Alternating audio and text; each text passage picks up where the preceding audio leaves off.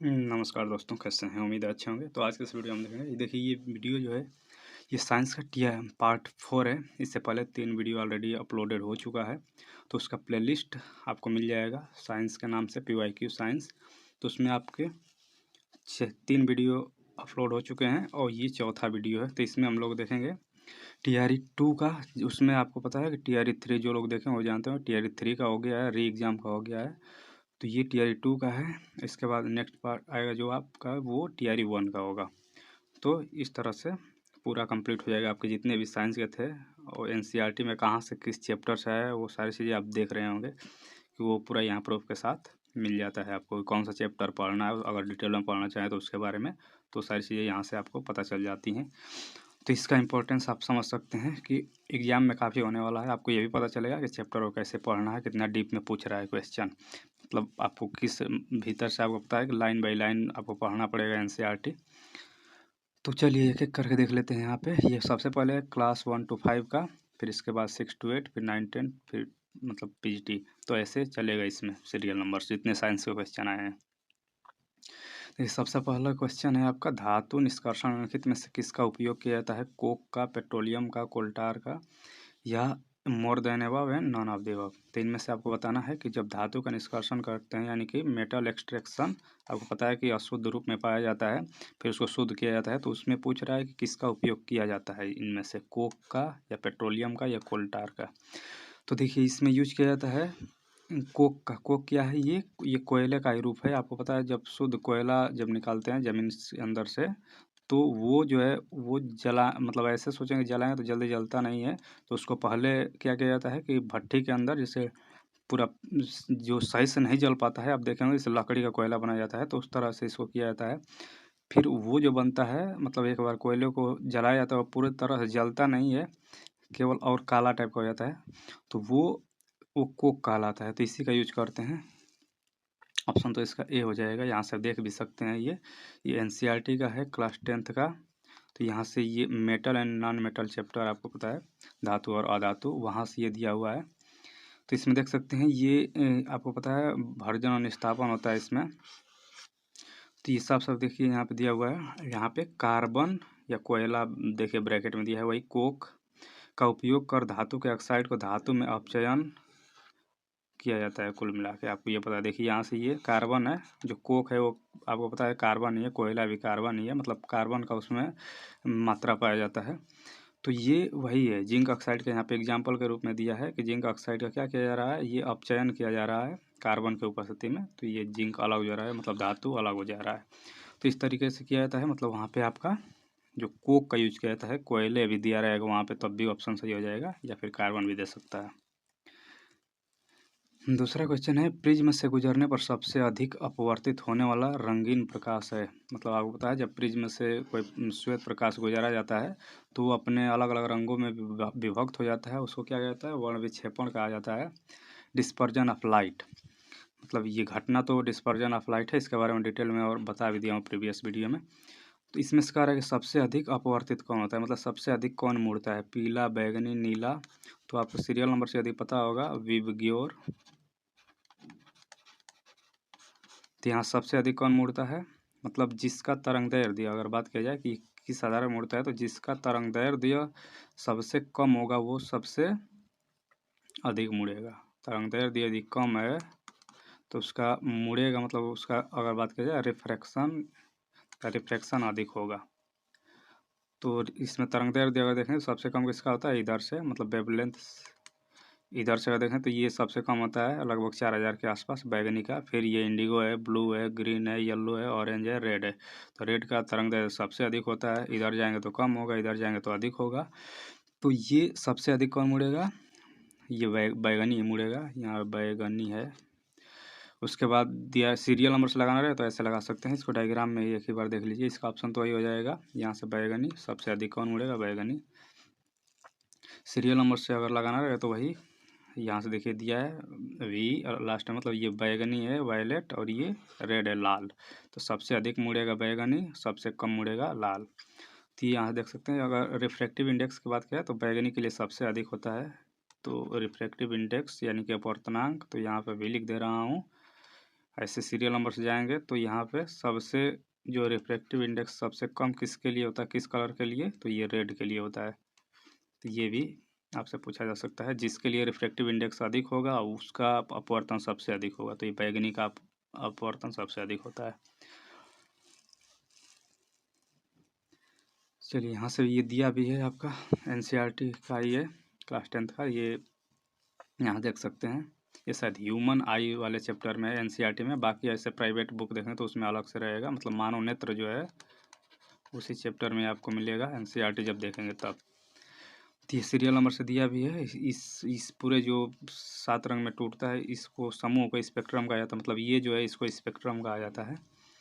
ये विक्षेपण घटना है जो अभी बता दिया हूँ, तो चलिए उसके बारे में आप देख लीजिए। वहाँ से एक फार्मूला भी इससे संबंधित आता है, मतलब इसका वर्ण विक्षेपण से, तो उस पर भी सवाल पूछ सकता है, उसको देख लीजिएगा। किसी चालक का प्रतिरोध समानुपाती होता है, यानी कि डायरेक्टली प्रोपोर्शनल पूछ रहा है कि जो रेजिस्टेंस है वो किसके डायरेक्टली प्रोपोर्शनल होता है, आर। रेजिस्टेंस क्या होता है, आर होता है। तो फार्मूला आप जानते होंगे, यदि आर बराबर रो यल डिवाइडेड बाई ए। रो क्या है, रजिस्टिविटी है, रो रजिस्टिविटी है जो कि पदार्थ का आंतरिक गुण होता है, मतलब इंट्रिंसिक प्रॉपर्टीज ऑफ मटेरियल। ये जो रो है इसको मैं यहाँ पे लिख देता हूँ, हिंदी में प्रतिरोधकता कहा जाता है, रजिस्टिविटी। देखिए ये रजिस्टेंस है, ये रजिस्टिविटी है। तो ये जो है ये पदार्थ का आंतरिक गुण कह सकते हैं इसको, इंट्रिंसिक प्रॉपर्टी। ये क्या है, ये आंतरिक गुण है। इसका क्या मतलब है कि ये केवल मतलब एक पदार्थ को ये तो उसका फिक्स होगा, मतलब ये नहीं कि अब उसको तार बना देंगे, गोल बना देंगे तो इस चेंज नहीं हो रहा, स्टेबिलिटी चेंज नहीं होता है। जैसे आप कोई अगर मेटल लिए हैं, जैसे चांदी है तो चांदी का फिक्स होगा स्टेबिलिटी, चाहे चांदी का आप उसका गोला बना दीजिए, बेलन बना दीजिए या चौकोर बना दीजिए, जैसा बनाइए, लेकिन उसका प्रतिरोधकता फिक्स रहेगा। लेकिन प्रतिरोध चेंज हो जाएगा, प्रतिरोध डायमेंशन पे निर्भर करता है, मतलब लंबाई चौड़ाई अगर बढ़ाएंगे तो प्रतिरोध के मान में परिवर्तन होगा, जबकि रजिस्टिविटी चेंज नहीं होता है। तो इस चीज़ को ध्यान दीजिएगा, रजिस्टिविटी मतलब हर मटेरियल का फिक्स होता है। तो ये प्रतिरोध जो है किसके डायरेक्टली है, तो यहाँ से आप देख सकते हैं आर यल के क्या है, प्रोपोर्शनल डायरेक्टली है ना यहाँ से। और अगर इन्वर्सली पूछता तो किसके, क्षेत्रफल के। ये क्या है, ये क्षेत्रफल है एरिया, और ये लेंथ है लंबाई। तो यहाँ से आप निकाल सकते हैं, मतलब आर किस पे डिपेंड कर रहा है, यहाँ से अभी देख सकते हैं। लंबाई बढ़ाएंगे तो प्रतिरोध का मान बढ़ेगा, क्षेत्रफल बढ़ाएंगे तो प्रतिरोध का मान घटेगा। जाहिर सी बात है, जब लंबा रूट होगा तो उसमें रुकावटें ज़्यादा आ सकती हैं। ये क्षेत्रफल अधिक का मतलब कि चौड़ा होगा अगर रास्ता तो रुकावट कम आएगा, जाहिर सी बात है, यहाँ से आप समझ सकते हैं। तो चलिए, रुकावट किसके मार्ग में, तो धारा के मार्ग में यहाँ पे हो। तो यहाँ पे देखिए दिया है उसके अनुप्रस्थ काट का क्षेत्रफल। तो देखिए क्षेत्रफल का क्या है, क्षेत्रफल का तो डायरेक्टली नहीं है, इन्वर्सली है। यहाँ से देख सकते हैं ये बट्टे में है। घनत्व हो गया, तो घनत्व तो यहाँ है नहीं, ये घनत्व नहीं है, ये प्रतिरोधकता है लंबाई के। तो ये ऑप्शन यहाँ पे सही हो जाएगा, यहाँ से देख सकते हैं। यहाँ से चाहे तो इसको आप 10th का जो एनसीईआरटी है इलेक्ट्रिसिटी, वहाँ से देख सकते हैं। सीधे सीधे फार्मूला दिया है, आर डायरेक्टली प्रोपोर्शनल टू, यहाँ पे देखिए लंबाई के, ये क्षेत्रफल के इन्वर्सली, और रो क्या है यहाँ पे साफ साफ लिखा है, या वैद्युत प्रतिरोधकता है। इसका मात्रक भी पूछ सकता है, ओम मीटर है ये किसका, ये रो का मात्रक है। ये क्या है, पदार्थ का अभिलक्षणिक गुणधर्म है, मतलब इंट्रिंसिक प्रॉपर्टी है। नेक्स्ट क्वेश्चन है, माचिस की डिब्बी में रगड़ने वाली सतह पर मौजूद मुख्य रासायनिक घटक क्या है। साफ साफ यहाँ थोड़ा सा आपको पढ़ना भी चाहिए, मतलब ध्यान से ये कह रहा है रगड़ने वाली सतह पर, सतह मतलब ये वाला पूछ रहा है, ये जो भाग है यहाँ पे डॉट डॉट बनाया हुआ है, इस पर आपको पता है कि रगड़ा जाता है। ये तीली है, इस पर रगड़ा जाता है। तो इस पर पूछ रहा है कि इस पर क्या लगाया जाता है, मतलब कौन सा केमिकल मटेरियल होता है, पोटेशियम क्लोरेट, फास्फोरस या ग्रेफाइट। तो ये जो होता है ये क्या होता है, ये फास्फोरस होता है, रेड फास्फोरस। क्या होता है इस पे, तो रेड फास्फोरस होता है। अब यदि आपसे पूछ दे कि फिर ये तीली पर क्या होता है, ये जो तीली है इधर, इस पे क्या होता है, इस पे तो आपको पता है कि रेड फास्फोरस हो गया। तो इस पे क्या होता है, जो तीली पे है इस पे, तो तीली पे जो आपका होता है ये पोटेशियम क्लोरेट होता है। ये जो एक इस पे होता है, ये तीली पर होता है, मतलब जो ये इसके टिप पर लगा हुआ है, तो ये होता है पोटेशियम क्लोरेट।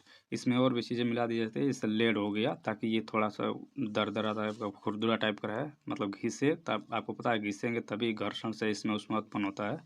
तो इस पर अलग चीज़ें कुछ मिला दी जाती है, जिससे लेड ओड हो गया, शीशा उसा हो गया, तो ये मिला दिया जाता है इसमें। तो आपसे ये पूछा था कि सतह पर, तो सतह के लिए आपका ऑप्शन तो ये हो जाएगा फास्फोरस, रेड फास्फोरस। अगर तीली में पूछता तब हो जाता पोटेशियम क्लोरेट। चलिए नेक्स्ट क्वेश्चन है, निम्नलिखित में से कौन सा एल्कोहल पेय के लिए उपयुक्त है, मतलब एल्कोहलिक बेवरेज हैं जितने आप पीते हैं जिसमें एल्कोहल की मात्रा होती है, तो इसमें क्या मिलाया जाता है, मेथनॉल मिलाया जाता है कि एक्सेनॉल मिलाया जाता है कि एथेनॉल मिलाया जाता है। देखिए मेथनॉल की बात करें तो मेथनॉल जहरीला है, ये क्या है, टॉक्सिक है, मतलब इसका सेवन करेंगे तो फिर आप स्वाहा हो जाएंगे। इसमें यूज किया जाता है एथेनॉल का, इसका कॉमन नाम ऐसे एल्कोहल इसी को कह दिया जाता है, एथेनॉल को ही। तो ये आप यहाँ से, ये इजी भी है, मतलब इसका ऑप्शन तो यही होगा एथेनॉल। मेथनॉल देखिए शुद्ध एथेनॉल अगर पी लेंगे तब भी नुकसान करेगा। तो एथेनॉल को मतलब लोग लैब में पिए नहीं, इसके लिए क्या किया जाता है, इसी में मेथनॉल को मिला दिया जाता है ताकि ये भी जहरीला हो जाए, कोई पिए नहीं। नहीं तो लैब में सब रिसर्च के बजाय क्या करने लगेंगे, नशा करने लगेंगे। तो ये यहाँ पे देख भी सकते हैं, ये एनसीईआरटी है, carbon and there compound, class 10th का ये, वहाँ से आप देख सकते हैं एथेनॉल, इसके गुणधर्म के बारे में भी थोड़ा डिटेल में पढ़ लीजिएगा, किससे किससे रिएक्शन कराते हैं, क्या होता है। ये देखिए ये ज़्यादातर ये लैब में यूज होता है किस रूप में, तो ये एक अच्छा विलायक है और इसका क्वथनांक जो है मतलब बॉइलिंग पॉइंट कम होता है, इसलिए इसको इससे मतलब घोलने के लिए काम आ जाता है एथेनॉल। तो इसको घोलने के बाद फिर गर्म कर दिया जाता है तो ये आराम से अपने आप उड़ने लगता है, तो इसलिए इसको मतलब विलायक के रूप में ज़्यादातर यूज किया जाता है। सभी अल्कोहल, ये देखिए ये लाइन सीधे सीधे यहाँ पे दिया है, सभी अल्कोहल पेय पदार्थों का महत्वपूर्ण अवयव कौन है, एल्कोहल ही है, मतलब एथेनॉल ही है। तो यहाँ देखिए ये पूरा इसी में से लाइन ही उठा के दे दिया है, तो बहुत ज़्यादा आपको समय भटकना नहीं है। एनसीईआरटी एक बार कम से कम आपको पढ़ना है। एनसीईआरटी क्या है, तो एनसीईआरटी एक प्रकार से अगर कहा को खाना बनाते हैं तो उसमें ये एनसीईआरटी नमक है, मतलब नहीं नमक डालेंगे तो समझ लीजिए खाना कैसा लगेगा। तो वही है एनसीईआरटी, एक बार आपको पढ़ना चाहिए, भले कोई बुक पढ़िए लेकिन एक बार एनसीईआरटी आप पूरा लाइन बाई लाइन कम से कम 9th-10th का तो आप कवर कर लीजिए, क्लास 8 का अगर कर सकते हैं तो वो भी कर लीजिए। चलिए यहाँ से और अगर आप देखना चाहें तो यहाँ देख सकते हैं शुद्ध एथेनॉल परिशुद्ध, मतलब वही जो परिशुद्ध एल्कोहल है कि थोड़ी सी मात्रा घातक सिद्ध हो सकती है। इसका और उपयोग कहाँ कहाँ कर सकते हैं, टिंचर आयोडीन में, कफ सिरप में, टॉनिक में। तो ये सिरप उरप जो खांसी का होता है, इसीलिए कुछ लोगों को खांसी होता है तो सीधे सिरप ना लेके वही ले लेते हैं 36 डिग्री। चलिए तो उसको आपको नहीं लेना है, देखिए यहाँ पे साफ साफ समझाया भी है। ये क्या है, ये एल्कोहल पीना निंदनीय है, पहले से लिख दिया है क्लास 10th में, पीना नहीं है आपको। चलिए एथेनॉल का दुरुपयोग रोकने के लिए इसमें मेथनॉल जैसा जहरीला पदार्थ मिलाया जाता है, जो अभी बताया हूँ। अब किससे बनाया जाता है, तो गन्ना से आपको किण्वन करके, आप गन्ना का जो सीरा होता है तो उसी से आपको पता है बनाया जाता है। महुआ से भी बनाया जाता है, अलग अलग तरीके से किण्वन किया जाता है, ये आपको प्रोसेस मतलब वो पता होना चाहिए कि किण्वन किया जाता है। किण्वन में क्या किया जाता है, अनऑक्सी श्वसन होता है, ये पहले वीडियो में आपको बता चुका हूँ। अनऑक्सी श्वसन के द्वारा, मतलब इसमें ऑक्सीजन नहीं यूज किया जाता है, तो इसीलिए घड़ा के अंदर, ज़मीन के अंदर दबा के भट्ठा उट्ठा पे बनाते हैं लोग, तो वो क्या कहते हैं, अनऑक्सी श्वसन, मतलब उसमें ऑक्सीजन की अनुपस्थिति में वो होता है किण्वन। तो ये चीज़ें हैं। अब एथेनॉल, अब देखिए इसका ईंधन के रूप में भी यूज हो रहा है आजकल, आपको पता है कि अल्कोहल का यूज किया, एथेनॉल युक्त आपको जो पेट्रोल है, मतलब पेट्रोल में मिलाया जा रहा है, इसका परसेंटेज भी बढ़ाया जा रहा है, तो ये स्वच्छ ईंधन के रूप में भी यूज किया जाता है एथेनॉल का, मतलब ये जो पेट्रोल है उसी में एथेनॉल मिला दिया जाता है कुछ %, जो कि इस पर काम चल रहा है, आपको पता है। यूपी में काफ़ी मतलब इसका प्रोडक्शन अभी हो रहा है एथेनॉल का, किसके लिए, तो ईंधन के लिए, पेट्रोल में मिलाने के लिए, ताकि इससे, इसका क्यों मिलाया जाता है, ताकि इससे जो होता है ना, जो दहन होता है, तो ये मतलब ऑक्सीजन अगर पर्याप्त हो तो केवल इसमें से कार्बन डाइऑक्साइड ही निकलेगा, मतलब जल वाष्प निकलेगा। आपको पता है कि अगर इसको नहीं मिलाएगा तो इसमें कार्बन मोनोऑक्साइड भी, जो कि जहरीली है, घुटन इससे होता है, आदमी की मृत्यु भी हो सकती है, तो ये निकलने लगता है जब सही से जल नहीं पाता है तो इसलिए इसको मिलाया जाता है एथेनॉल को, ताकि ये ना निकले, केवल CO2 निकले। तो CO2 आपको पता है कि जहरीली नहीं है, भले ये आपको ग्रीन हाउस प्रभाव इससे बढ़ेगा, लेकिन ये घुटन वाली गैस नहीं है, जबकि ये जो CO है, कार्बन मोनोऑक्साइड, ये इससे घुटन होता है, इसको, जिससे कि आदमी सांस लेने पर आदमी की मृत्यु भी हो जाती है। चलिए, किसी ईंधन की दक्षता के संदर्भ में व्यक्त की जाती है, मतलब एफिशिएंसी आपको बताना है कि एफिशिएंसी को किस रूप में व्यक्त करते हैं। इसमें से किसी भी ईंधन का उसके घनत्व के या फिर कैलोरीफिक वैल्यू के, मतलब कैलोरी मान या फिर वॉल्यूम के। तो डेंसिटी और ये तो उसका एफिशिएंसी तो बताएंगे नहीं, वॉल्यूम। एफिशिएंसी मतलब कितना वो सक्षम है और कितना उससे ज़्यादा मतलब एनर्जी निकलती है, ये इससे आप अनुमान लगा सकते हैं। तो ये कैलोरीफिक वैल्यू इसका होगा, जो कि क्या बताता है, ईंधन की दक्षता बताता है। ये क्या होता है, कैलोरीफिक वैल्यू मतलब 1 kg अगर कोई ईंधन है, 1 kg ईंधन को जलाने पर जितना कैलोरी ऊष्मा या ऊर्जा जितना निकलेगा, मतलब जितना किलो जूल ऊर्जा निकलेगा, यही इसका कहलाता है कैलोरीफिक वैल्यू। तो इसका अगर यूनिट पूछ दे मात्रक, तो किलो जूल पर केजी हो जाएगा। मतलब 1 kg कोई ईंधन है, उसको जलाने पर कितना ऊष्मा निकल रहा है, वही उसका कैलोरीफिक वैल्यू होता है। यहाँ सब देख भी सकते हैं। ये कक्षा 8 का एनसीईआरटी का है, कम्बसन एंड फ्लेम, पहला चैप्टर शायद नहीं, पहला नहीं होगा। इसको देख लीजिएगा अगर देखना हो तो इसके बारे में डिटेल में, मतलब कक्षा 8 का एनसीईआरटी है, कम्बसन एंड फ्लेम के नाम से चैप्टर है। इस यहाँ पे देखिए हेडिंग दिया है फ्यूल का एफिशिएंसी। अब एफिशिएंसी किसमें ये है कि 1 kg को जलाने पर, मतलब complete combustion of 1 kg of fuel, 1 kg को कंप्लीट जलाने पर कितना जो वैल्यू एनर्जी निकलता है, हीट एनर्जी, उसी को क्या कहते हैं, कैलोरीफिक वैल्यू कहते हैं। इसका मात्रक भी यहाँ दिया है, मतलब किलो जूल पर केजी। तो ये आप देख सकते हैं वहाँ से, इसका ऑप्शन वही है बी। यहाँ पे कुछ ईंधन भी दिया है, उसके कितना कैलोरीफिक वैल्यू होता है वो दिया है। जैसे काऊ डक्ट के डंग केक, मतलब गाय का गोबर का जो उपला बना के जलाते हैं, तो उसका कितना है, मतलब 1 kg को जलाएंगे तो कितना किलो जूल उसमें निकलेगा, तो यहाँ पे दिया है। लेकिन ये वैल्यू आपको नहीं याद करना है, ये नहीं पूछेगा। यहाँ से ये पूछ सकता है कि कौन सा फ्यूल जो है उसका एफिशिएंसी ज़्यादा है, तो ये आप केवल दे सकता है ऑप्शन में। काऊ डक्ट दे देगा, वुड दे देगा, कोल, पेट्रोल। तो आपको ये चीज़ सीरियल नंबर से थोड़ा सा देख लीजिए। मतलब सबसे अधिक किसका जलाने पर ऊष्मा निकलेगा, तो हाइड्रोजन को देख सकते हैं यहाँ पे। ये वैल्यू आपसे पूछेगा नहीं, लेकिन ये देख सकते हैं कि अगर आपसे ऑप्शन में दे दे कि सीएनजी, एलपीजी, बायोगैस और हाइड्रोजन में किसका एफिशिएंसी अधिक है, तो एफिशिएंसी जो है हाइड्रोजन का अधिक है। आपको पता है जो गैस कटर होता है उसमें यूज किया जाता है हाइड्रोजन गैस का। अगर सीएनजी और एलपीजी में पूछ दे कि इसमें किनका मतलब एफिशिएंसी अधिक होता है, तो एलपीजी का एफिशिएंसी अधिक होता है। सीएनजी मतलब compressed natural gas, LPG liquefied petroleum gas. तो ये फुल फॉर्म में पूछ देता है। तो ये चीज़ें हैं, आपको मतलब जो क्वेश्चन पड़ेगा थोड़ा सा उसका पोस्टमार्टम करते रहिए, तभी एग्जाम में फ़ायदा होगा। खाने के डिब्बे पर जस्ता के बजाय टीन की परत चढ़ी होती है, क्योंकि ये जो वीडियो पहले के देखे होंगे उनको पता होगा कि क्यों चढ़ाया जाता है। ये 2 बार शायद रिपीट हो चुका है इससे पहले भी। जस्ता टीन की तुलना में महंगा है। आपको इसका क्या पूछ रहा है कि जो खाने का डिब्बा है उस पर जिंक का परत नहीं चढ़ा के टीन का चढ़ाया जाता है, क्यों? तो इसका कारण इसमें पूछ रहा है, टीन की तुलना में जस्ता गलनांक अधिक होता है, टीन की तुलना में जस्ता अधिक प्रक्रियाशील, मतलब मोर रिएक्टिव होता है। तो जिंक जो है ये मोर रिएक्टिव है टीन से, इसलिए यूज करते हैं किसका, टीन का यूज करते हैं। मतलब टीन जो है लेस रिएक्टिव है, ये कम अभिक्रियाशील है, तो ज़्यादातर ये रिएक्शन नहीं करता है, इसलिए यूज किया जाता है। खाने वाले जो डिब्बे हैं उन पर टीन का यूज।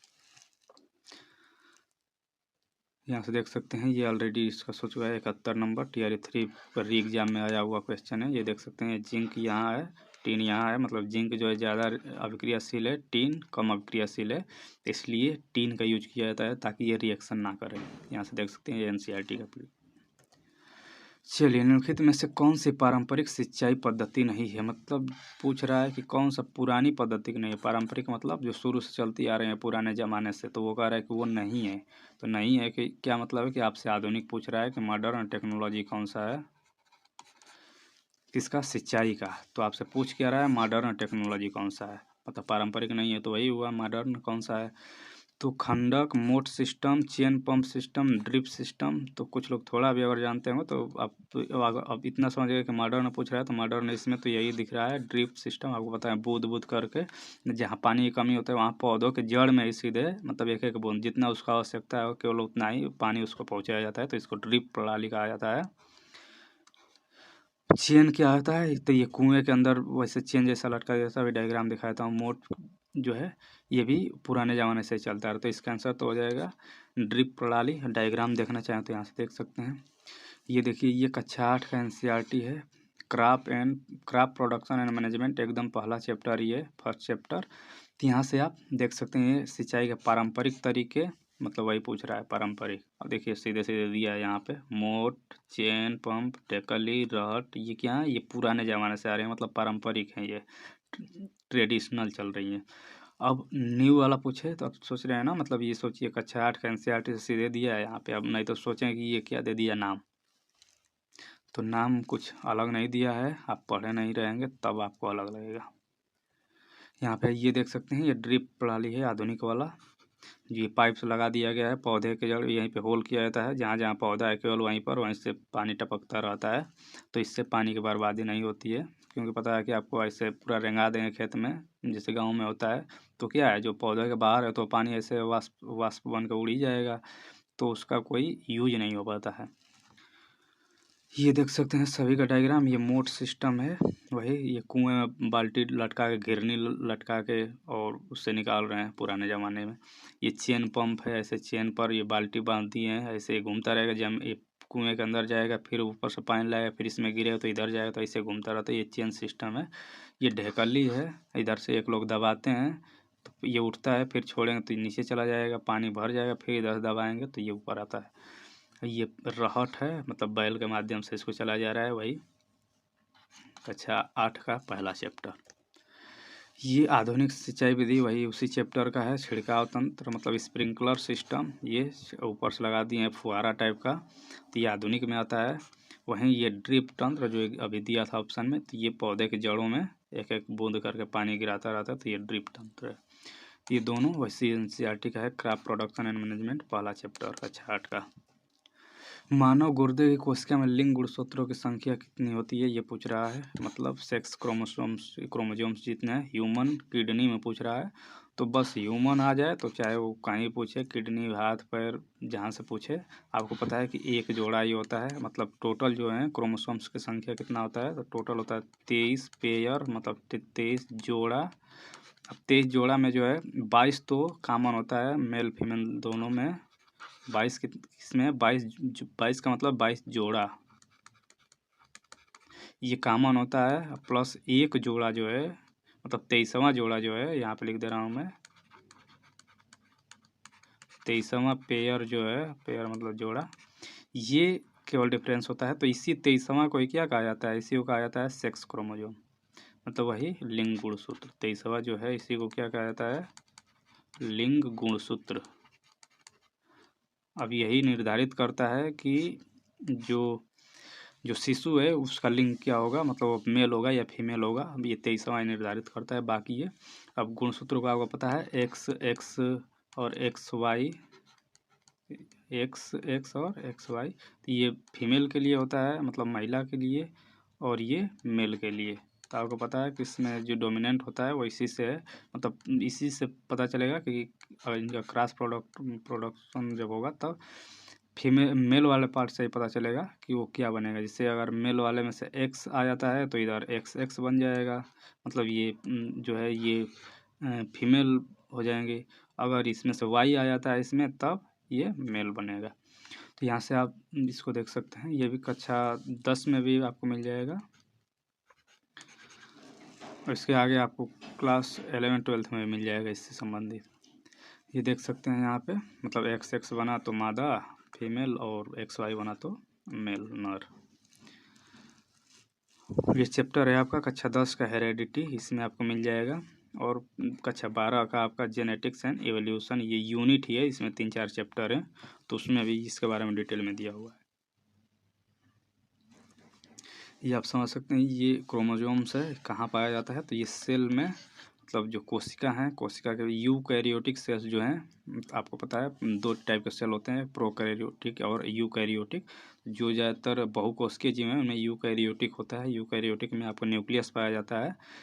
तो न्यूक्लियस के भीतर जो होते हैं वो क्रोमोसोम्स होते हैं। क्रोमोसोम्स जो क्या हैं, ये डीएनए के कॉम्पैक्ट फॉर्म, इसमें देख रहे हैं पतले पतले आपको दिख रहा होगा रेसा रेसा, ये डीएनए है, यहाँ से दिखाया गया है।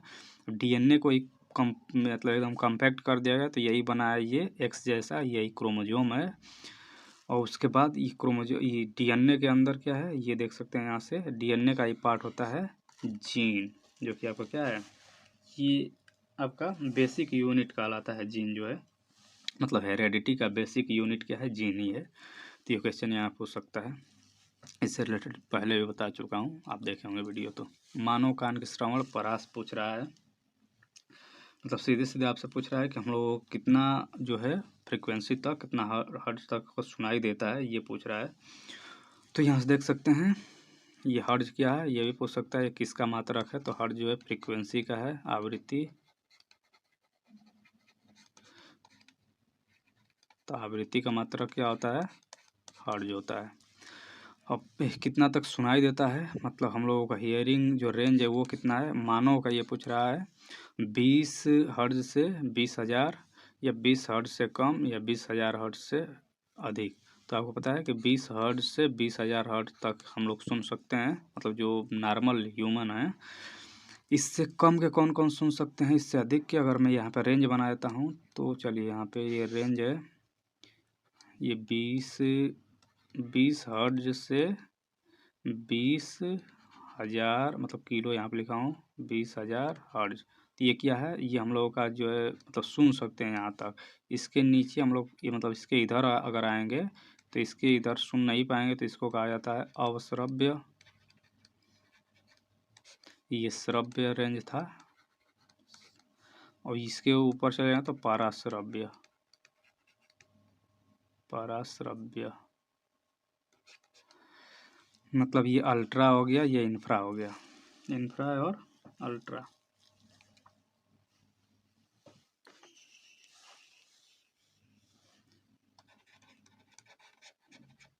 इंफ्रा साउंड और ये अल्ट्रासाउंड, आप नाम भी सुने होंगे अल्ट्रासाउंड का। तो अल्ट्रासाउंड में किसका यूज होता होगा, 20,000 हर्ट्ज से अधिक का।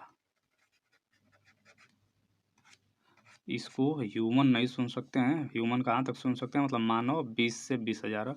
अब इससे कम के भी कुछ जो है ऐसे जंतु हैं जो सुन सकते हैं, जैसे व्हेल हो गया,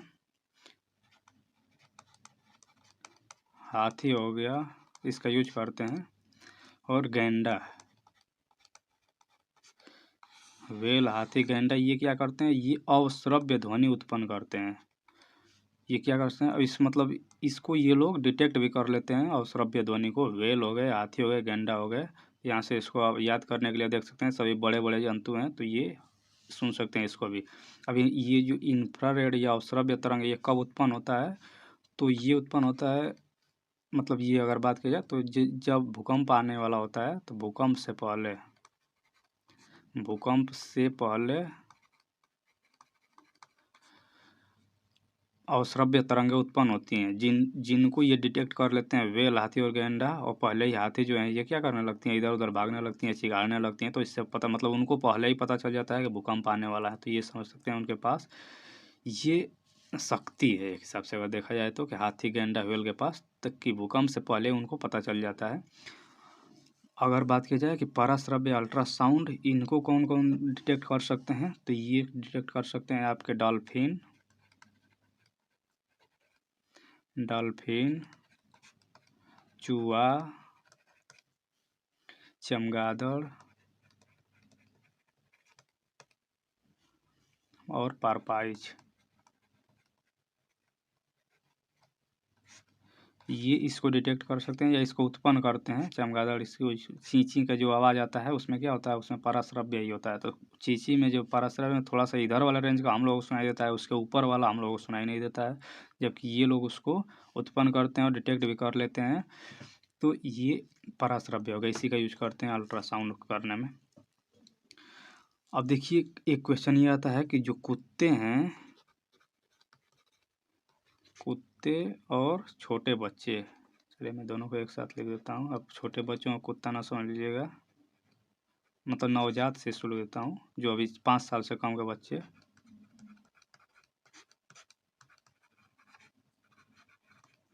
5 साल से कम लिख देता हूँ, चलिए 5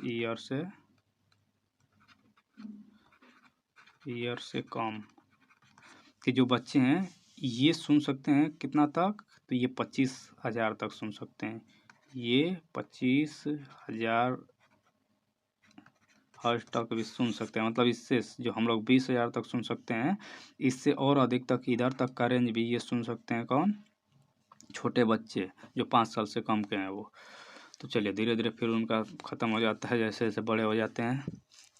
तो इतनी चीज़ें हैं, यहाँ से क्वेश्चन बनता है, ये नहीं समझिए कि मैं ऐसे ही केवल ये बता रहा हूँ, यहाँ से क्वेश्चन बनते हैं एग्जाम में तब ये बताया हूँ, कुछ भी इधर उधर के इसमें बात नहीं करता हूँ मैं। यहाँ से जो जो चीज़ें बताया हूँ आप पढ़ सकते हैं, एनसीईआरटी का है क्लास 9th का साउंड, तो ये बता दिया हूँ सब, आप यहाँ पर पढ़ लीजिएगा स्क्रीनशॉट लेकर। निम्नलिखित में से किसमें उच्चतम ऊर्जा होती है? नीले प्रकाश में, ये चलिए यहाँ पे लग रहा है टाइपिंग मिस्टेक हो गया, लाल प्रकाश में, पीला प्रकाश में। तो ये किसमें उच्चतम ऊर्जा पूछा है कि हाईएस्ट एनर्जी किसमें होता है, नीला में कि लाल में कि पीला में। तो आपको पहले पता होना चाहिए कि एनर्जी का फार्मूला यदि आप जानते हैं, एनर्जी ई बराबर एच न्यू होता है। एच क्या है, ये प्लांक कांस्टेंट है, प्लांक नियतांक,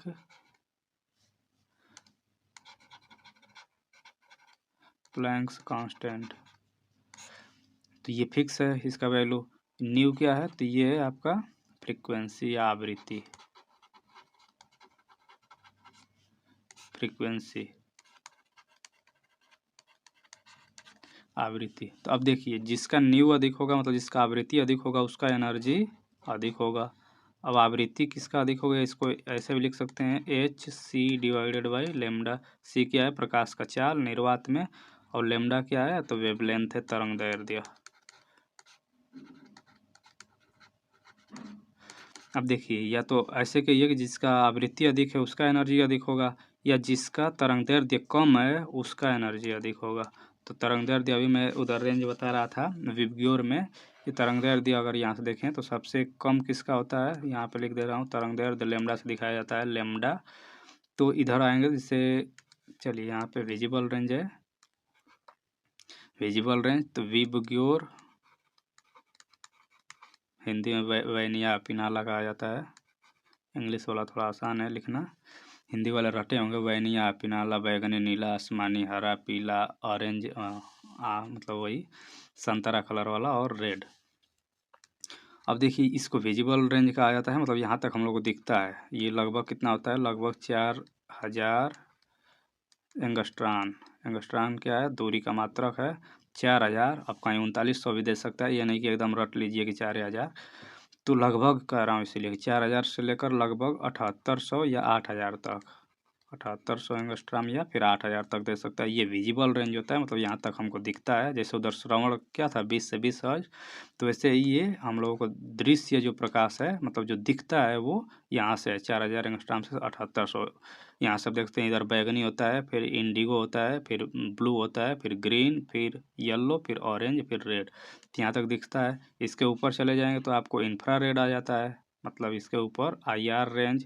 इसके नीचे जाएंगे तो UV लाइट आ जाता है, फिर उसके नीचे जाएंगे तो एक्सरे आ जाएगा, एक्सरे फिर गामा रे। तो चलिए ये ऐसे इसका रेंज है। तो अब देखिए UV लाइट अगर पूछे तो आपको 4000 से नीचे वाले होते हैं, एंगस्ट्रॉम में दिया हूँ, ये वेवलेंथ है। इसके ऊपर चले जाएंगे तो IR हो जाएगा, फिर वही रेडियो वेव ऐसे जो होता है वो ऊपर चले जाएंगे। अब देखिए यहाँ पे वो पूछ रहा है उच्चतम ऊर्जा, तो यहाँ से आप देख सकते हैं या तो फ्रीक्वेंसी, तो मैं यहाँ पे ये चूँकि ये आवृत्ति नहीं लिखा हूँ, ये तरंगदैर्ध्य दिखाया हूँ लेमडा। तो लेमडा सबसे अब कम निकालना है हम लोगों को किसका होता है, तभी उसका एनर्जी आई होगा, क्योंकि ये उल्टा है ना, बटे में है, मतलब इन्वर्सली प्रोपोर्शनल है। तो लेमडा कम होगा जिसके लिए, तो उसका एनर्जी अधिक होगा। तो लेमडा कम किसके लिए है, जो इधर आएंगे, मतलब जो ये आप वायलेट दिख रहा है यहाँ पे बैगनी, फिर उसके उससे थोड़ा सा अधिक लेमडा किसका है, तो ये इंडिगो का है, फिर उसके बाद ब्लू का है। तो यहाँ पे देखिए कौन कौन कलर दिया है, यहाँ पे नीला दिया है, लाल दिया है, पीला दिया है, मतलब यहाँ पे ब्लू दिया है ये। तो इसका वेवलेंथ कम है, मतलब इनसे तीनों में से देखिए यहाँ पे रेड है, यहाँ पे येलो है, तो वेवलेंथ किसका कम है, ब्लू का। तो ब्लू का वेवलेंथ कम है तो इसका एनर्जी हाई होगा। तो यहाँ से ऑप्शन में से कौन सा हो जाएगा, ऑप्शन ए हो जाएगा। यहाँ से देखिए कई तरह से क्वेश्चन बन सकते हैं, आपसे ये पूछेगा कि किसका एनर्जी हाई है, तब एनर्जी इधर आएंगे तो हाई होता जाएगा, मतलब जो UV लाइट का एनर्जी हाई होगा, फिर उससे भी हाई एनर्जी एक्सरे का होगा, उससे भी हाई एनर्जी गामा रे का होगा। अगर एनर्जी कम पूछेगा तो जैसे जैसे इधर राइट बढ़ते जाएंगे वैसे एनर्जी कम होता जाएगा, जैसे जैसे लेफ्ट जाएंगे वैसे वैसे एनर्जी हाई होता जाएगा। तरंगदैर्ध्य हाई पूछे तो राइट जाना पड़ेगा, मतलब तरंगदैर्ध्य अगर पूछे तो इधर जाएंगे तो तरंगदैर्ध्य बढ़ता जाएगा, और इधर जाएंगे तो तरंगदैर्ध्य घटता जाएगा। आवृत्ति पूछ दे आपसे तो इधर जाएंगे तो आवृत्ति कम होता जाएगा, क्योंकि उल्टा होता है। देखिए तरंगदैर्ध्य और आवृत्ति दोनों इन्वर्सली प्रोपोर्शनल है। न्यू जो है वो किसके बराबर होता है? न्यू जो है c/λ के बराबर होता है। मतलब ये दोनों उल्टा हैं। जब न्यू जिसका ज़्यादा होगा तो उसका तरंगदैर्ध्य कम होगा, आवृत्ति जिसका अधिक उसका तरंगदैर्ध्य कम। अब सी, क्योंकि सी क्या है? कांस्टेंट है। प्रकाश निर्वातन प्रकाश की चाल कांस्टेंट होता है, पता है 3×10⁸ मीटर पर सेकेंड। तो यहाँ से आपका कई ठो क्वेश्चन यहाँ से बन सकते हैं, क्योंकि ये रिपीट हुआ इसलिए ये डिटेल में यहाँ पे आपको बता दिया हूँ। पेंसिल लेड बनाने के लिए किस पदार्थ का उपयोग किया जाता है? Sulphur, silicon, graphite. तो ये तो बहुत छोटे छोटे बच्चे भी जानते हैं कि पेंसिल में जो आपका दिखता है भूरा सा पदार्थ वो कौन सा होता है, तो ग्रेफाइट यूज किया जाता है। उसमें आपको सावधानी भी बताया जाता है बच्चों को कि उससे मतलब इलेक्ट्रिसिटी जो वायर है उसको टच नहीं करना चाहिए, क्योंकि उसमें करंट फ्लो होता है। करंट फ्लो क्यों होता है? क्योंकि इसमें मुक्त इलेक्ट्रॉन होते हैं। ये काफ़ी मुलायम भी होता है। तो ये मुलायम होता है, इसी कारण भी ये क्या है पेंसिल में यूज करते हैं। मतलब ये आसानी से ये टूट जाता है, मतलब अब इसके कण जो है आसानी से निकल जाते हैं, जिससे कि ये जब घिसते हैं पेज पर या कापी पर तो उस पर इसके जो कण है निकलते जाते हैं। तो इस यही है, ये कैसा एक अधातु भी है। ये ग्रेफाइट क्या है? एक ऐसा अधातु है जो कि क्या है? विद्युत का सुचालक है, इलेक्ट्रिक का गुड कंडक्टर है। विद्युत का सुचालक, तो ये भी एग्जाम में आता है कि कोई ऐसा अधातु बताइए जो इलेक्ट्रिक का क्या हो? कंडक्टर हो। तो ये ग्रेफाइट है जो कि क्या है? इसमें से इलेक्ट्रिक फ्लो होता है। क्यों फ्लो होता है? क्योंकि इसमें मुक्त इलेक्ट्रॉन, मतलब इलेक्ट्रॉन जो है आसानी से निकल जाते हैं। तो ये इसका कारण है। ये कक्षा 10 का एनसीईआरटी में से आप इसको देख भी सकते हैं। प्रकाश की एक किरण दर्पण 32 अंश के 30 डिग्री के कोण पर आपतित होती है। अविलंब और परावर्तित किरण के बीच का कोण क्या होगा? तो सीधे कह रहा है कि एंगल ऑफ इंसिडेंट कितना है, आपतित किरण आपतन कोण कितना है, 30 अंश है। तो आपसे पूछ रहा है कि एंगल बिटवीन नॉर्मल और रिफ्लेक्टेड रे। तो यहाँ से डायग्राम देख सकते हैं। ये आपका कोई सतह है, इसके ऊपर ये ऐसे बना देंगे तो ये इसका अविलंब कहलाएगा, नॉर्मल एन से दिखाते हैं। अब ये किरण जो आती है इसको कहते हैं आपतित किरण। ये इंसिडेंट लाइट यहाँ से टकरा के, चूँकि ये मान लेते हैं रिफ्लेक्टिंग प्लेट है, मतलब दर्पण है, तो यहाँ टकरा के ऐसे जाएगा तो इसको कहते हैं परावर्तित किरण, रिफ्लेक्टेड रे।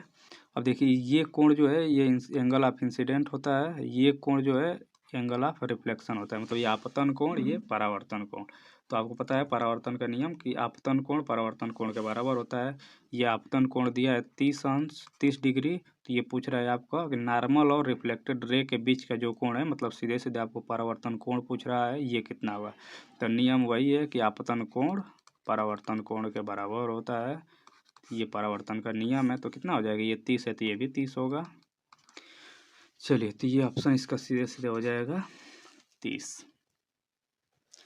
आहार नली की दीवारों के संकुचन और विस्तार की गति क्या कहलाती है? मतलब आप जब इसमें आप देखेंगे कि जो एक्सपेंशन और कंट्रैक्शन का जो है ये जो होता है वॉल में, तो इसको कहते क्या हैं? ट्रांसलोकेशन या ट्रांसपिरेशन या पेरिस्टेलिक मूवमेंट, मतलब क्रमानुकुंचन। तो इसमें से क्या कहा जाता है? स्थानांतरण के वाष्पोत्सर्जन, क्रमानुकुंचन। तो जो आहार नाल है इसमें जो भोजन जाता है वो क्रमानुकुंचन के कारण ही जाता है। मतलब उसमें कंपन आप समझ सकते हैं कि संकुचन होता है, फिर फैलता है, फिर सिकुड़ता है, फैलता है। उसी कारण जो भोजन जो नीचे जाता है ग्रास नली के थ्रू होते हुए। तो आप यहाँ से ऑप्शन तो यही हो जाए, क्रमानुकुंचन गति के कारण ही होता है। इसको यहाँ से देख सकते हैं, मैं नोट्स जो बनाया था टेलीग्राम पे दिया था उसमें भी है। मनुष्य में पोषण कक्षा 10 का एनसीईआरटी में है, nutrition and human being, nutrition in human being. तो इसमें आप देख सकते हैं ये मुख है, यहाँ से जब भोजन जाएगा तो ऐसे ये ग्रास नली या ग्रसिका से होते हुए जाता है। इस यहाँ पे देखिए साफ साफ लिखा हूँ कि भोजन को आमाशय तक ले जाना, मतलब ये किसके कारण होता है? क्रमानुकुंचन गति द्वारा, पेरिस्टेल। ये सोचिए ये मैं बहुत पहले बनाया था, ये ना सोचिए एक एग्जाम जब क्वेश्चन देखा तब बनाया था, ये बहुत पहले से बना लिया था। तो ऐसे आप कोई भी चैप्टर पढ़े थोड़ा सा आप उसमें जो वैल्यू एडिशन है, मतलब अलग से। अब ये नहीं कि एनसीईआरटी में जितना दिया है केवल उतना ही पढ़ लीजिए, उसमें थोड़ा कोशिश कीजिए कि अपने से कुछ ऐड कीजिए। क्योंकि आप एनसीईआरटी जब पढ़ें तो हिंदी वाला पढ़ें तो केवल हिंदी में मिलेगा, इंग्लिश वाला पढ़ेंगे तो केवल इंग्लिश में। तो आप कोशिश कीजिए कि आप हिंदी वाला पढ़ रहे हैं, जो इंग्लिश में पढ़ रहे हैं उनका तो कोई दिक्कत नहीं है, है, लेकिन जो हिंदी में पढ़ रहे हैं तो कोशिश कीजिए कि वहाँ पे इंग्लिश वाला नाम भी अपने से या तो लिखिए या तो कहीं से उसको खोज के पढ़ा कीजिए, क्योंकि कई ठो चीज़ ऐसे हैं जो कि सीधे वहाँ पे इंग्लिश मत, जैसे आप देखिए इसका नाम ग्रास नली को इंग्लिश में ईसोफेगस कहा जाता है, तो यहाँ पे कहीं कहीं ग्रास नली ना लिख के एसोफेगस ही लिख देगा, तो वहाँ पे फिर आप हो जाएंगे। जैसे क्रमानुकुंचन है तो कहीं कहीं ये केवल इसी को लिख देगा पेरिस्टेलसिस, हिंदी में लिख देगा ऐसे ही, तो ये दिक्कत आपको हो जाएगा। यहाँ से और भी चीज़ें देख सकते हैं, ये पूरा जितना आपका जो पोषण है वो पूरा ऊपर से नीचे आहार नाल का संरचना उसमें बनाया, यहाँ पे केवल आधा काटा हूँ ताकि दिख जाए।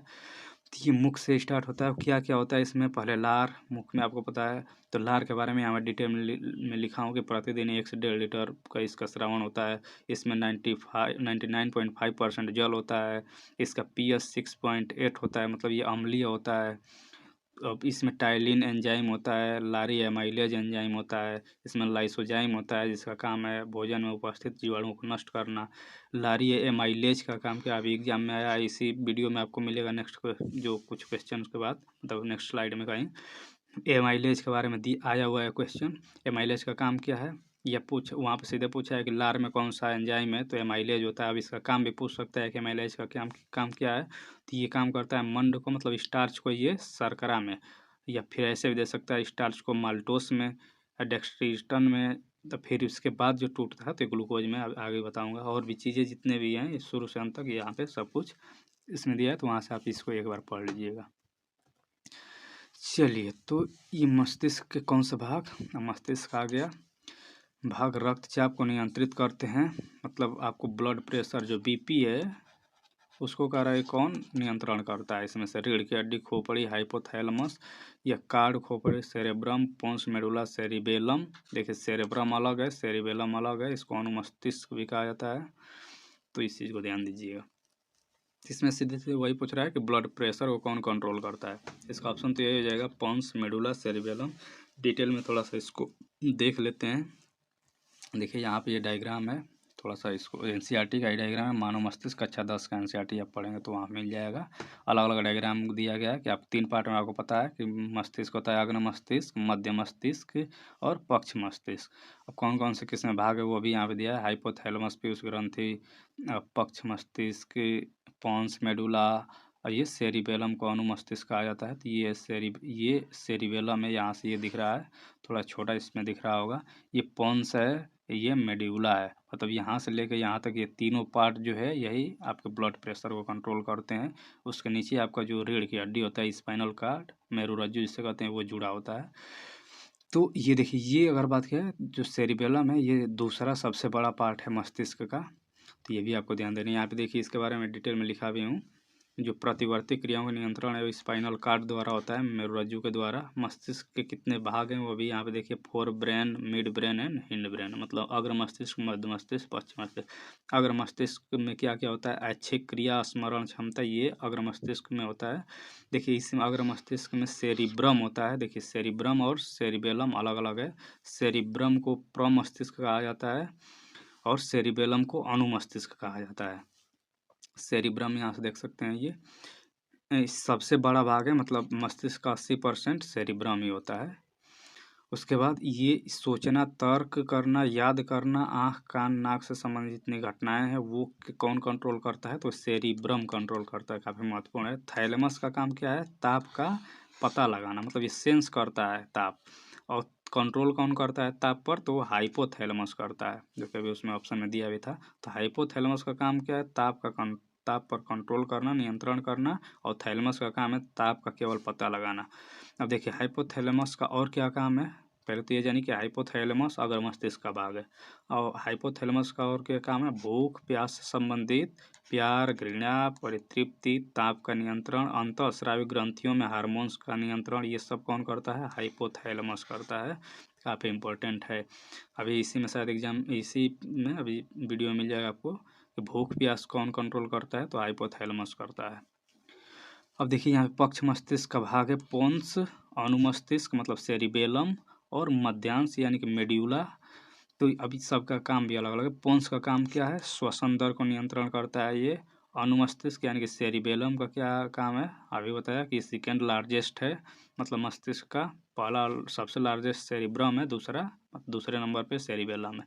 इस शारीरिक संतुलन जो कि ये आया भी था एग्जाम में, TRE 3 का जो एग्जाम हुआ था उसमें, तो उसके बाद पेशी या क्रिया जो है ये सेरिबेलम में है। अब देखिए यहाँ पे दिया हुआ मेडुला का काम क्या है, तो ये रक्तदाब, जो कि अभी वाले क्वेश्चन में ये है रक्तदाब, लार, उल्टी निकलना, मतलब जितने अनैच्छिक क्रियाएं हैं जो जिस पे आपका कंट्रोल नहीं होता है, वो जिसे हार्ट बीट हो गया, खांसना, छींकना, तो ये सब क्या है, ये मेडुला का काम ये है।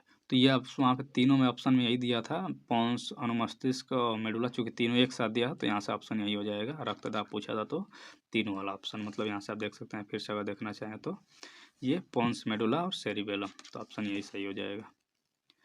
चलिए, निम्नलिखित में से कौन सा सबसे कम घर्षण उत्पन्न करता है, मतलब लिस्ट फ्रिक्शन पूछ रहा है कि सबसे कम किस में होता है, sliding friction, rolling friction, static friction, मतलब फिसलेगा तब घर्षण कम होगा, या रोल करेगा, घूमेगा, ऐसे लुढ़कता हो जाएगा तब कम घर्षण होगा, या स्टैटिक मतलब रुका हुआ है तब घर्षण कम होगा। तो आपसे कम घर्षण पूछा है।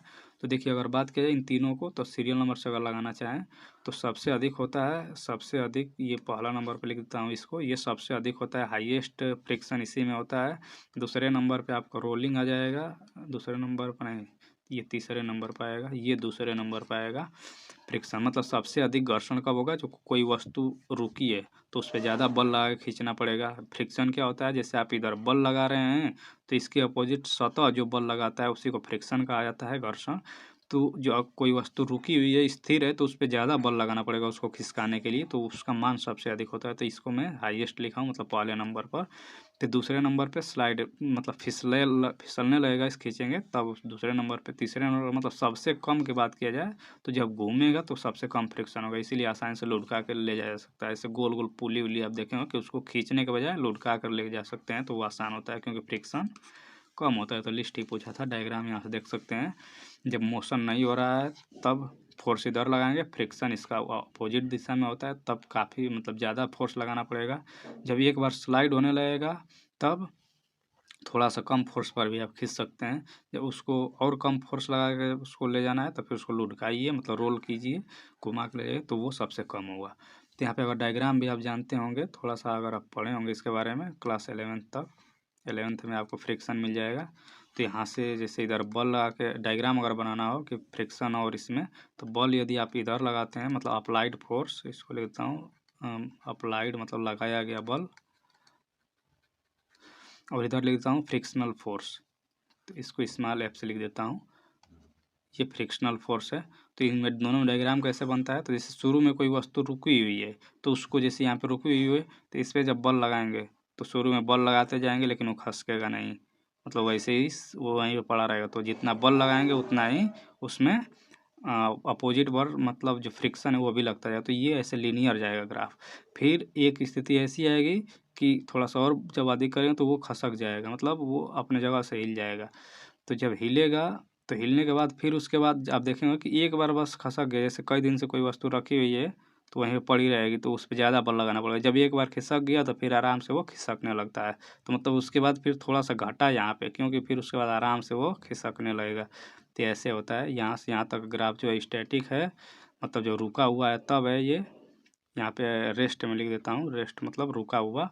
फिर यहाँ जैसे ही गति करने लगा तो ये हो गया नॉर्मल, ये काइनेटिक हो गया, मतलब गति घर्षण इसे कह सकते हैं। तो ये ऐसे तीन चीज़ें हैं यहाँ पे। रोल करेगा तो सबसे कम लगेगा, तो ये डायग्राम भी आपको याद रखना चाहिए।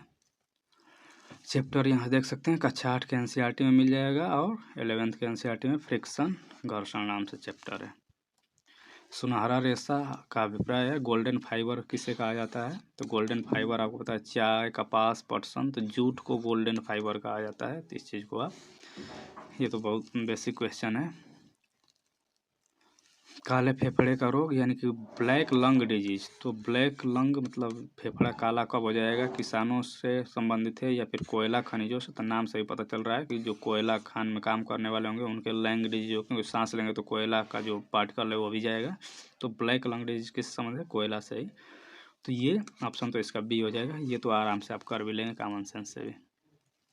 शुद्ध पानी की तुलना में अशुद्ध पानी का क्वथनांक, मतलब बॉइलिंग पॉइंट पूछ रहा है कि जब शुद्ध पानी में कुछ इम्प्योरिटी मिला देंगे, अशुद्धि मिला देंगे, तो उसका बॉइलिंग पॉइंट क्या रहेगा, घटेगा या बढ़ेगा या सेम रहेगा। तो जब अशुद्धि मिलाएंगे तो उसका बॉइलिंग पॉइंट जो होता है वो बढ़ जाता है।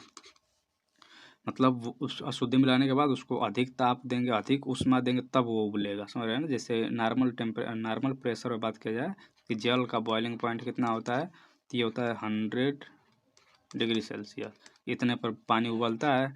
अब जब इसमें कुछ अशुद्धि मिला देंगे तब ये 100 से अधिक उसका ताप जाएगा, तब ये उबलेगा। तो ये इसका कहने का मतलब है। तो जब अशुद्धि मिलाएंगे तो बॉइलिंग पॉइंट बढ़ जाता है।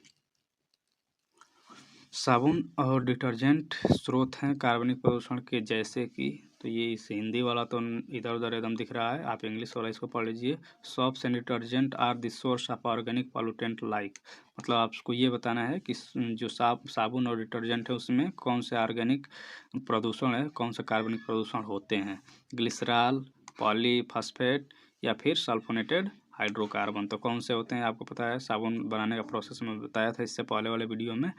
तो उसमें क्या क्या करते हैं, सल्फोनेटेड हाइड्रोकार्बन भी होता है, क्योंकि वो हाइड्रोकार्बन का ही मिलाया जाता है, आपको पता है वसा मिला के या चर्बी से बनाया जाता है। पॉलीफॉस्फेट या ग्लिसरॉल उसका बाई प्रोडक्ट होता है, एग्जाम में आया हुआ है कि उसका उप घटक कह सकते हैं, कि साबुन का उप घटक कौन सा होता है, तो ये ग्लिसरॉल ही होता है। एग्जाम में आया था, प्रीवियस वीडियो में बताया भी था। तो ये तो होता ही है, ये भी होते हैं। तो ये इसका ऑप्शन तो हो जाएगा more than above, D option इसका तो करेक्ट है। अब यहाँ से देख सकते हैं साबुन का बनाने का प्रोसेस। ये कक्षा आपका 10 और 11 दोनों में केमिस्ट्री इन एवरीडे लाइफ और कार्बन एंड देयर कंपाउंड साबुन के बारे में वहाँ पर दिया हुआ है, किससे बनाया जाता है। तो यहाँ देख सकते हैं कि स्टेरिक एसिड, ये मतलब ये फैट है, एस्टर जो होते हैं बड़े बड़े समूह होते हैं, ये फैट यानी चर्बी से मिला के, और ये सोडियम हाइड्रोक्साइड है जो कि, या फिर पोटेशियम हाइड्रोक्साइड का भी यूज किया जाता है। ये अगर मृदु बनाना रहेगा तो पोटेशियम का, कठोर साबुन बनाना रहेगा मतलब कपड़ा धोने वाला तो सोडियम का यूज करते हैं, सोडियम हाइड्रोक्साइड का। ये साबुन का सूत्र है। अब देखिए ये बाई प्रोडक्ट है यहाँ पे जो ग्लिसरॉल बनता है। तो यहाँ पे ये सभी इसमें होते हैं, मतलब सभी अशुद्धियाँ, चूँकि ये कार्बनिक पदार्थ ही है तो यहाँ पे कार्बनिक से रिलेटेड तो हाइड्रोकार्बन तो होंगे। ऑटोमोबाइल्स निकास मतलब एग्जॉस्ट जो होता है, जो अब गाड़ियों में एग्जॉस्ट लगा रहता है, ये कह रहा है कि इसमें सबसे खतरनाक धातु प्रदूषक कौन सा है। मतलब साथ यहाँ पे ये भी देखिए कि धातु प्रदूषक पूछा है, पारा या कैडमियम, लेड, सबसे मतलब कौन सा इसमें पाया जाता है, जो धुआं, सीधे सीधे आप ये कहें कि जो गाड़ियों से निकलने वाला धुआं है उसमें कौन सा ये मतलब पाया जाता है, पारा पाया जाता है, कैडमियम या सीसा। तो यहाँ से आप इसको कमेंट करके बता सकते हैं कि जो गाड़ियों का एग्जॉस्ट, तो इसका ऑप्शन तो वही हो जाएगा, लेड उसमें पाया जाता है, सीसा। यहाँ से देख भी सकते हैं इन्वायरमेंटल केमिस्ट्री, एनसीईआरटी का ही चैप्टर का नाम है इन्वायरमेंटल केमिस्ट्री। यहाँ देखिए दिया है कि वाहनों द्वारा उत्सर्जित लेड, अब यहाँ पे सीधे पहले लाइन में दे दिया है गया कि वाहनों से क्या निकलता है, लेड, या फिर क्यों निकलता है, क्योंकि आप जो पेट्रोल है वो लेड युक्त होता है, तो इसी कारण उसमें से लेड निकलता है। तो डिटेल में आप देखिए, भारतीय शहरों में वायु धारित लेड उत्सर्जन का मुख्य स्रोत है।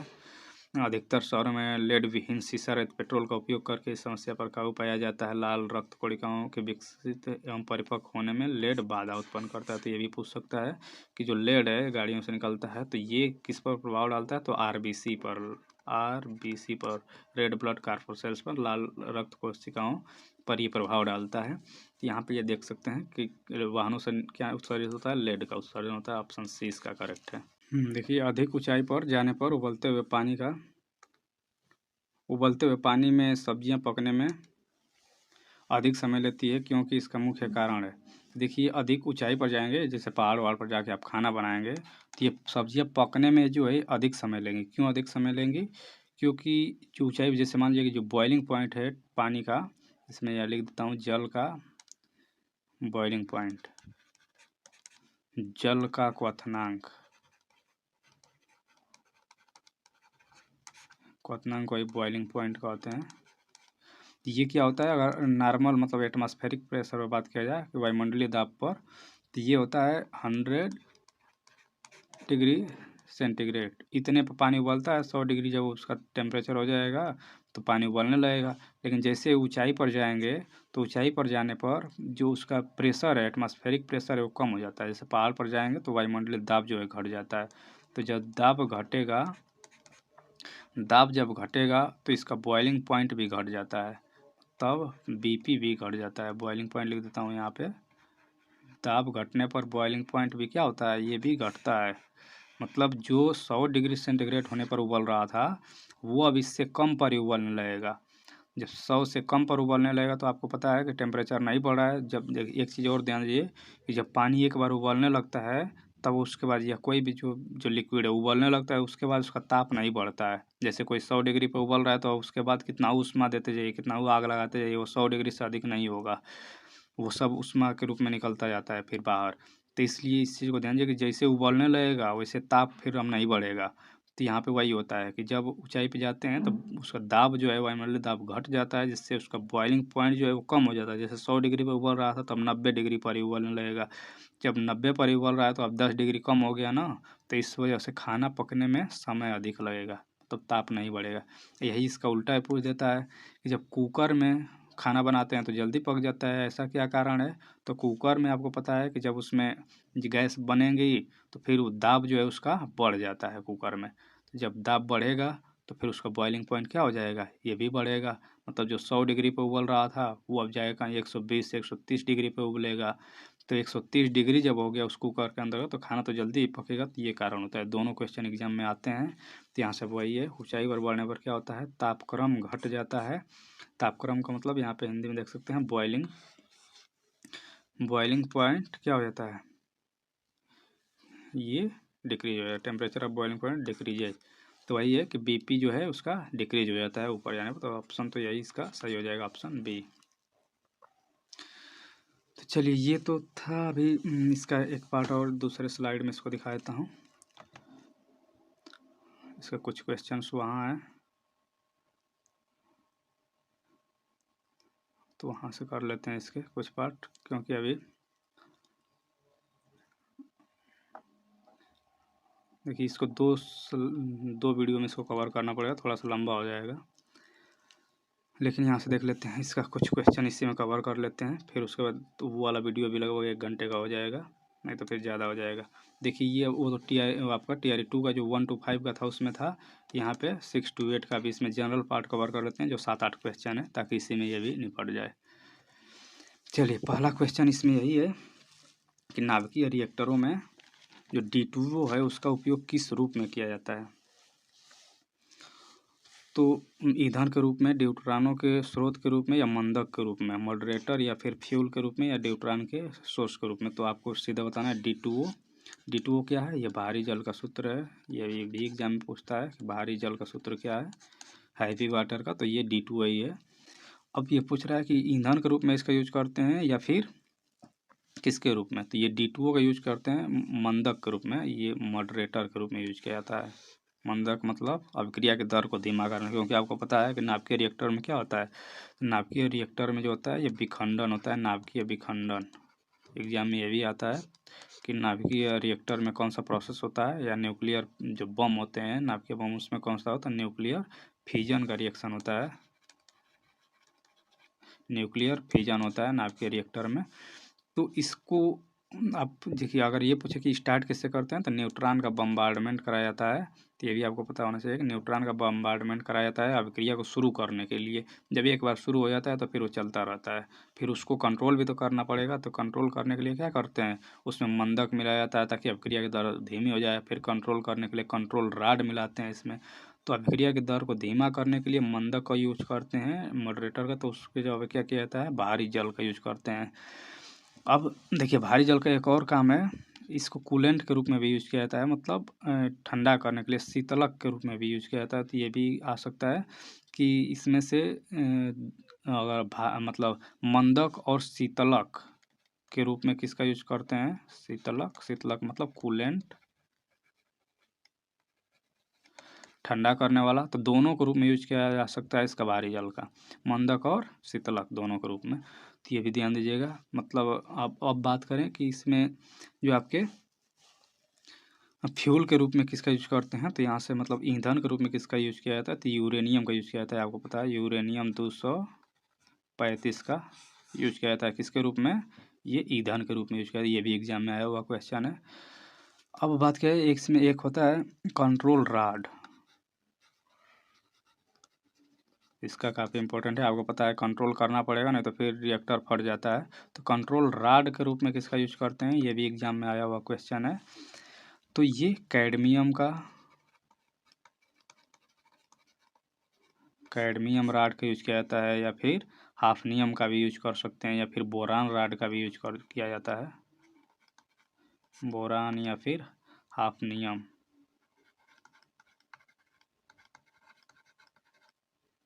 तो यहाँ से क्वेश्चन ही आते हैं ज़्यादातर कैडमियम और बोरान ही देता है ऑप्शन में। तो कंट्रोल रॉड पूछ सकता है आपसे कि किसका यूज करते हैं न्यूक्लियर रिएक्टरों में, तो कैडमियम या बोरान रॉड का यूज किया जाता है। तो ये सभी चीज़ें यहाँ से इंपॉर्टेंट हो जाती हैं। अब देखिए कहीं इसको मंदक के रूप में और किसका यूज किया जाता है, D2O का तो यूज किया ही जाता है। इसके साथ साथ देखिए D2O का भी यूज कर सकते हैं, या फिर ग्रेफाइट का भी यूज किया जाता है। अभी ग्रेफाइट के बारे में पीछे चर्चा की है कि ये क्या है, ये कार्बन का अपर रूप है। अपर रूप मतलब ये कार्बन से ही मिलके बना है एक हिसाब से कहा जाए तो। चलिए इसके बाद नेक्स्ट यदि क्वेश्चन की बात करें, लैक्टियल निम्नलिखित में से किससे संबंधित होता है, दुग्ध उत्पादन, लैक्टिक अम्ल स्राव या वसा अवशोषण से। तो जो लैक्टियल है किससे संबंधित, तो ये एब्जॉर्प्शन ऑफ फैट में यानी कि वसा का अवशोषण से संबंधित है लैक्टियल।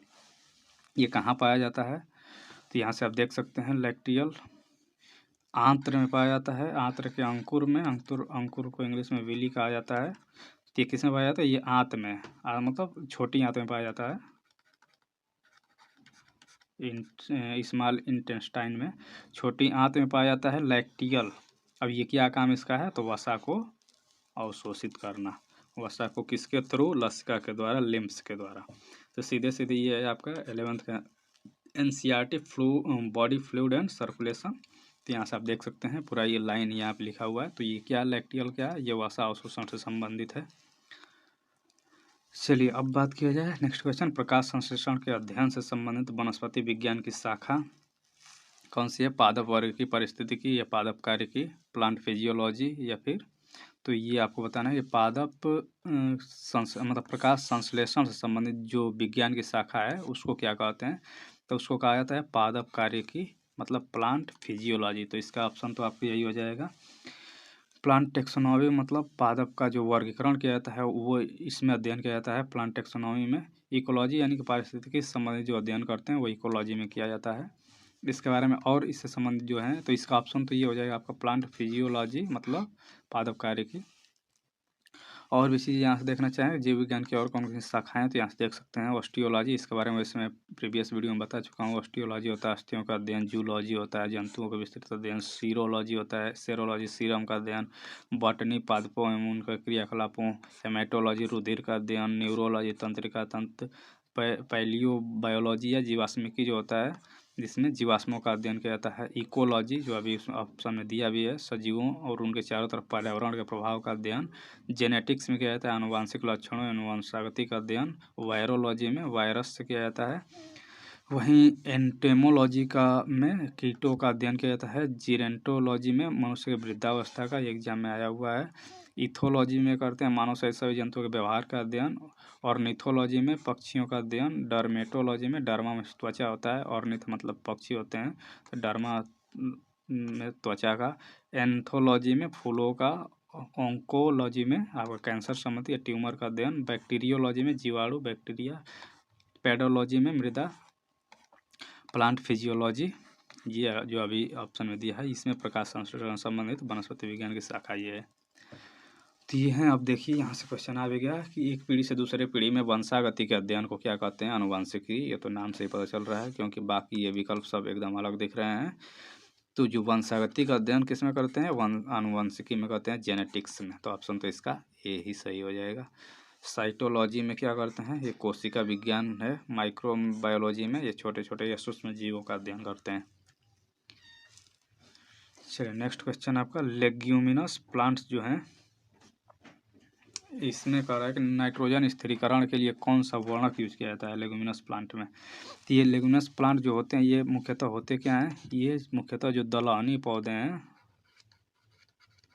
दलहनी पौधे जो दाल वाल होते हैं, जैसे आपका मटर हो गया, अरहर हो गया और सोयाबीन हो गया, तो ये सब क्या है, ये दलहनी पौधे हैं। तो इनमें कह रहा है कि नाइट्रोजन स्थिरीकरण के लिए कौन सा वर्णक आवश्यक है।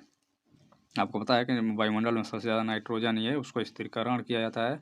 तो उसमें कह रहा है कि लेग हीमोग्लोबिन, एंथोसायनिन, फाइकोसायनिन, तो कौन सा इसके लिए जिम्मेदार है जो नाइट्रोजन स्थिरीकरण के मतलब नाइट्रोजन फिक्सेशन के लिए। तो इनमें जो होता है आपको पता है दलहनी पौधों के जड़ों में जो है राइजोबियम पाया जाता है। राइजोबियम जीवाणु होते हैं, राइजोबियम नामक जीवाणु होते हैं जो क्या करते हैं, यही इसमें सहायता करते हैं। आपको पता है जब उखाड़ कर देखेंगे जो दलहनी पौधे हैं तो उनके जड़ में जो गांठ गांठ जैसा होता है उसी में राइजोबियम जीवाणु पाए जाते हैं जो कि नाइट्रोजन स्थिरीकरण करते हैं। इसमें क्या होता है, कौन सा, तो इसमें लेग हीमोग्लोबिन होता है वर्णक, यही इसमें सहायता करता है। तो इसका ऑप्शन तो बी हो जाएगा। यहाँ से डायग्राम में देख भी सकते हैं, ये दलहनी पौधा का जड़ है, यहाँ पर देखिए गांठ गांठ बना है, इसमें होते हैं राइजोबियम नामक जीवाणु जो कि नाइट्रोजन स्थिरीकरण में मतलब नाइट्रोजन फिक्सेशन में हेल्प करते हैं। तो ये इसीलिए जो दलहनी पौधे हैं उनमें अलग से जो है यूरिया नहीं डाला जाता है, ये खुद ही मतलब अपना बना लेते हैं। वह एंजाइम जो हमारे मुंह में भोजन के साथ मिलता है कौन सा है, सीधे सीधे वही पूछ दिया है कि मुंह में जो भोजन के साथ, अभी मैं ऊपर दिखाया भी था, इसके बारे में बताया भी था कि लार में कौन सा एंजाइम होता है, पेप्सिन, पराक्सीडेज या एमाइलेज। तो लार में कौन सा एंजाइम है, तो एमाइलेज, वहाँ पे दिखाया भी था, आप देख भी सकते हैं फिर से चाहे तो। यहाँ से ये मुख है, लार में कौन सा है, एमाइलेज। देखिए इसके साथ साथ यहाँ भी एक अग्नाशयी एमाइलेज भी होता है, इसका भी काम वही है, मंड को माल्टोस या शर्करा में मतलब स्टार्च को शर्करा में, शर्करा फिर ग्लूकोज में बदल जाता है। यहाँ भी वही काम है, एमाइलोज जो काम किया इसका, मंड या स्टार्च को शर्करा में या माल्टोस में, फिर ये किस में बदल जाता है, ग्लूकोज में बदल जाता है। अगर ये पूछती है तो मंड क्या है या स्टार्च क्या है, तो ये कार्बोहाइड्रेट का एक रूप होता है।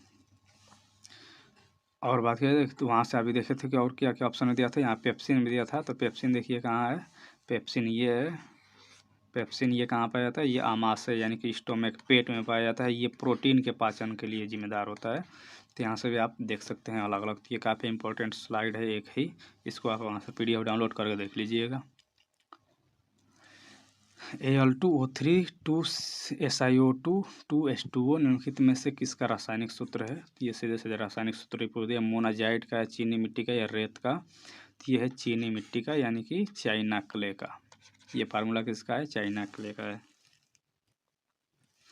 वह जानवर जो मुख्यतः मांस खाता है इन्हें क्या कहते हैं, ओमनिवोर, कार्निवोर, हर्बीवोर। जो मांस खाते हैं उनको क्या कहते हैं, उनको कहा जाता है कार्निवोर।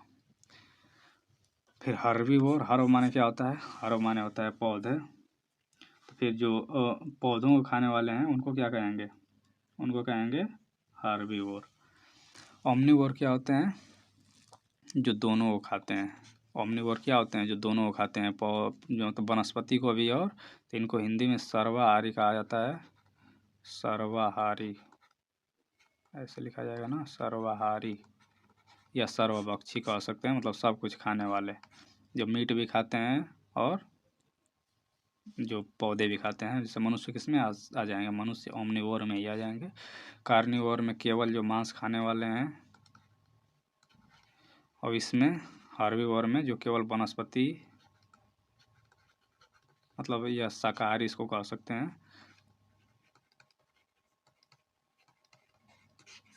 तो ये चीज़ें हैं। अब बात किया जाए कि आपका चलिए ये इतना ही रहने देते हैं इसमें। साइंस पार्ट आपका अगले जो पार्ट आएगा इसी का पार्ट 5 उसमें कर लिया जाएगा, नहीं तो ये वीडियो लंबा हो जाएगा। तो आज के वीडियो में इतना ही, मिलते हैं नेक्स्ट वीडियो में। इसका सभी का प्लेलिस्ट आपको मिल जाएगा, साइंस का भी साथ साथ जो बिहार स्पेशल का अभी हो चुका है 2 वीडियो कंप्लीट जितने भी आए हैं, तो सभी प्लेलिस्ट आपको मिल जाएंगे। इसी के कमेंट में लिंक मिल जाएगा, उसको वहाँ से देख सकते हैं। चलिए देखते रहिए, मिलते हैं नेक्स्ट वीडियो में, तब तक के लिए धन्यवाद।